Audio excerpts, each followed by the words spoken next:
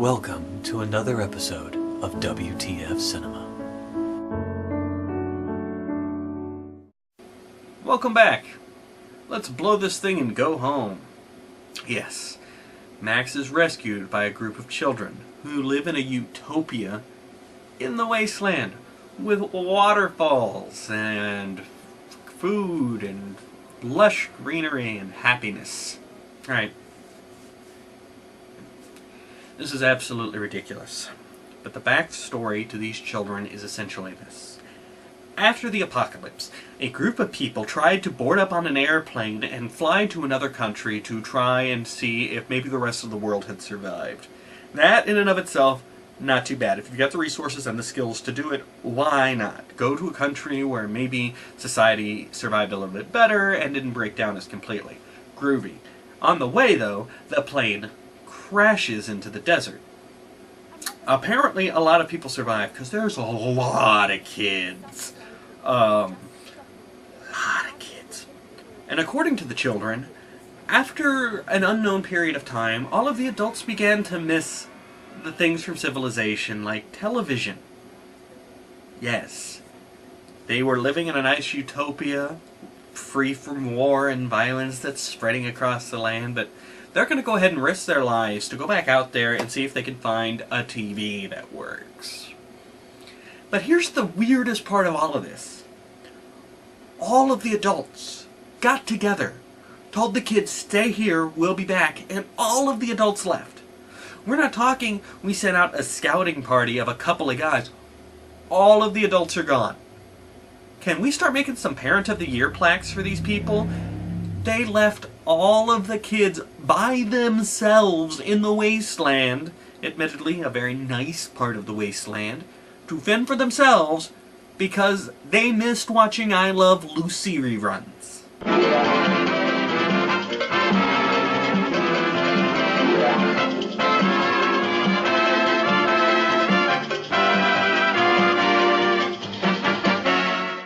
And here we get a very special look at how I think Mel Gibson wakes up every morning realizing what being a Jew-hating woman basher has brought his career to.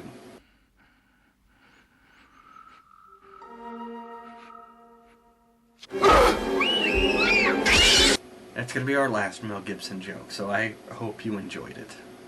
Now, when the kids encountered Max in the desert, they assumed he was the captain of the plane because I guess he looked kind of like the captain. So they thought the captain had come back to them and that he was going to lead them to Tomorrow-Morrow-Land, which would be their own personal utopia that's completely different from the utopia that they're living in, which is different from the utopia Max helped establish in the previous film. There's a lot of utopias for a post-apocalyptic wasteland.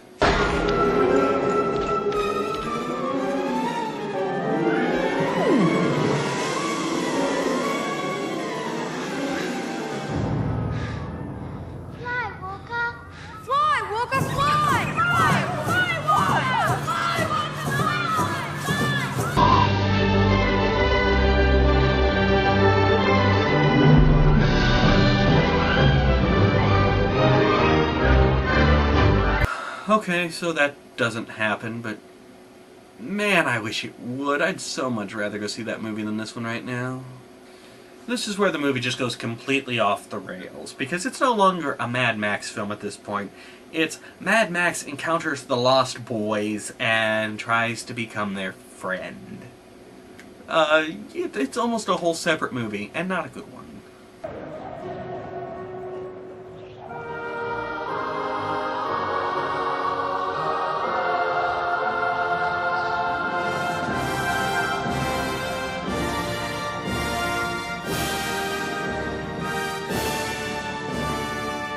Okay, how did he climb up there? I'd really like to know how that kid climbed up a straight metal wall to sit on the top of that tail fin. No, really, I'd like to know. We don't ever get an explanation. This kid can apparently fly. So Max tries to convince the people that he's not Captain Walker, and that there isn't a perfect utopia out there other than the one that he helped set up in the previous one, but we're not going to mention that at all, apparently. And that they should all just be happy and stay where they are and live happily ever after. That's right, Max just picked up a nesting instinct. The man who's done nothing for about 2 movies except drive into the wasteland trying to learn to feel again has finally started feeling again. Look at that! All of his humanity came back, just like that. Now, I know you're going to want to say it's because he encountered these kids and they needed help and they needed him. There were kids in Road Warrior. There was a kid that bonded with Max. Max didn't want the kid to bond with him, but the kid bonded with him. And Max kicked him the f*** out of his car. Like, it's not the idea of, oh, children, my cold heart has finally warmed and I can be a human being again. No, he's encountered children, and it didn't have an impact on him. But now he meets these kids, and it has an impact on him. Now he's a human again. Magically. Suddenly. If you're going to give your character a radical character shift like that, you need to build up to it. There needs to be warning, it needs to be a progress thing. Okay?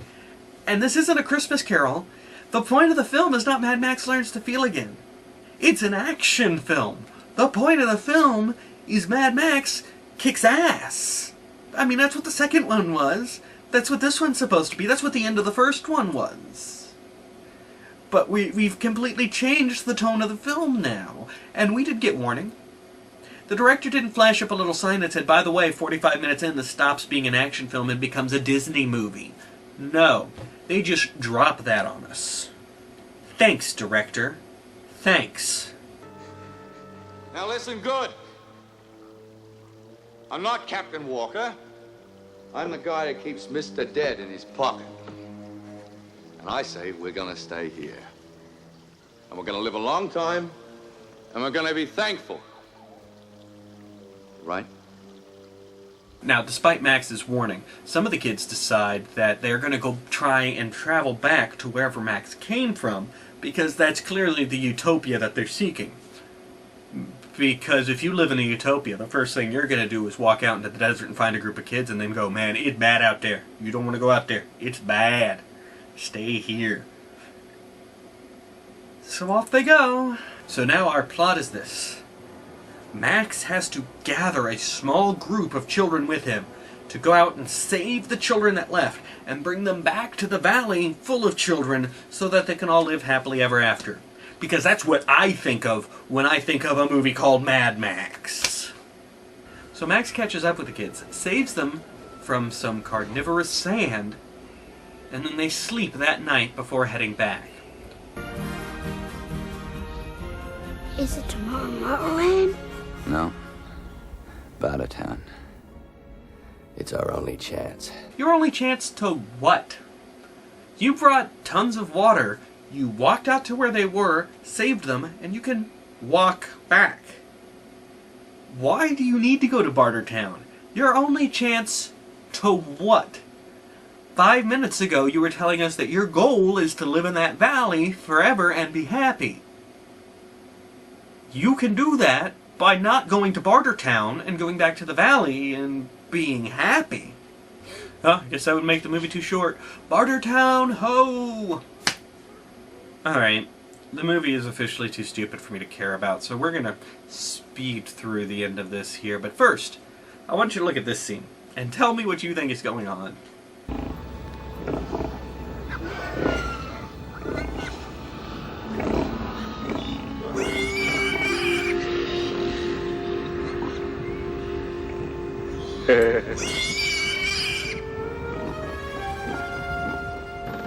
Yeah, it's probably best we not think about it. So the kids and Max save Master, which is apparently a very important plot point now. We didn't know they were going to save Master, but sure, why not? Let's save Master. They also save a character named Pig Killer.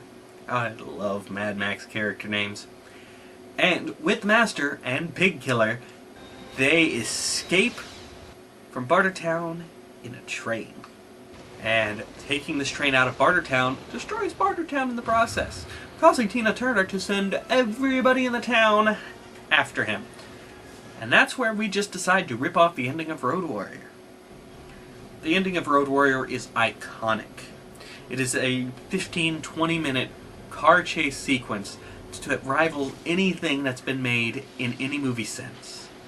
It is top-notch action. It's legendary for it. It holds rankings in several top 10 lists just for that scene.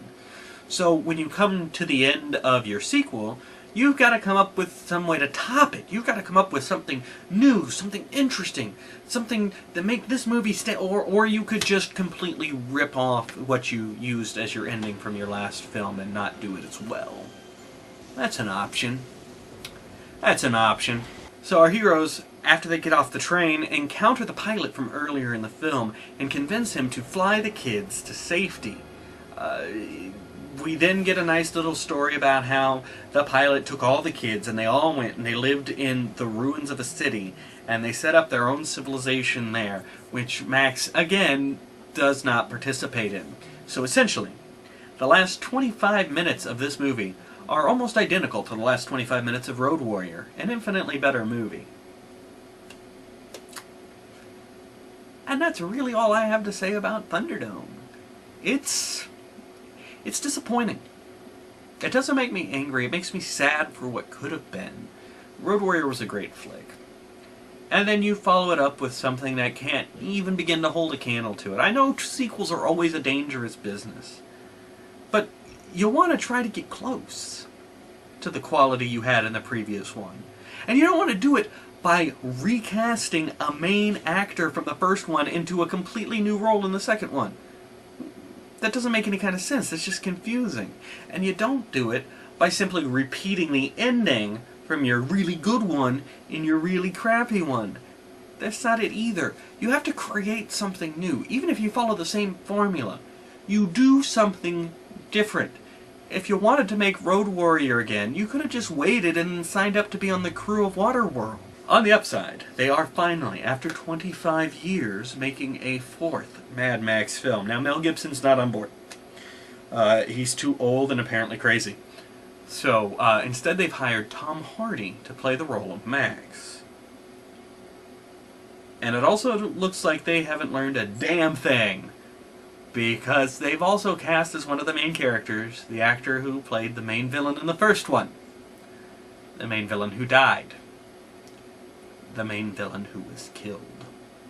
So he'll be coming back to play a completely different main character. Was Bruce Spence not available? So that's it. That's all I've got for Thunderdome. It's a damn disappointment is what it is. We're not doing the first Mad Max next week. I'm going to take a breather from Mad Max. We are going back to the magical land of Japan. And I'm going to review a movie that even after I saw it, I didn't think it existed. Oh yes, we're reviewing Wild Zero. Join us next time. Thank you for watching WTF Cinema. Until next time, what the f***, man?